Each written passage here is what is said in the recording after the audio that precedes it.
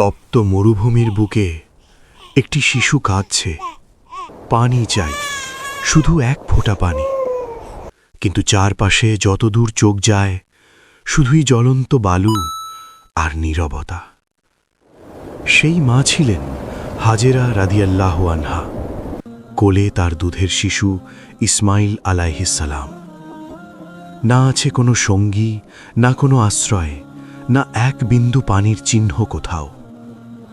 একজন মা কি তার সন্তানের কষ্ট সহ্য করতে পারেন?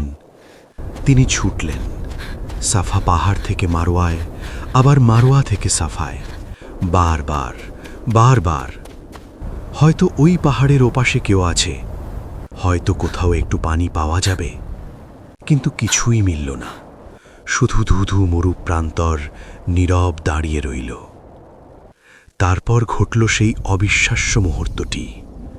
ক্লান্ত ভেঙে পড়া সেই মা যখন আর কোনো উপায় খুঁজে পাচ্ছিলেন না, ঠিক তখনই আসমান থেকে নেমে এলো রহমতের ছোঁয়া। ছোট্ট ইসমাইলের পায়ের তলা থেকে মরুর বুক চিরে বেরিয়ে এলো স্বচ্ছ পানির ধারা। শুষ্ক মাটি ভেদ করে উঠে এলো সেই কুঁয়ো, যার নাম জমজম।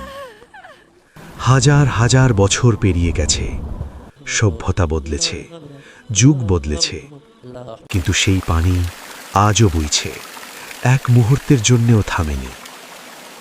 সুবহানাল্লাহ, এটাই আল্লাহর কুদরত। মানুষ যখন সব দরজা বন্ধ দেখে, যখন মনে হয় আর কোনো পথ নেই, ঠিক সেই মুহূর্তে তিনি এমন জায়গা থেকে রাস্তা বের করে দেন যেখানে কেউ কল্পনাও করেনি।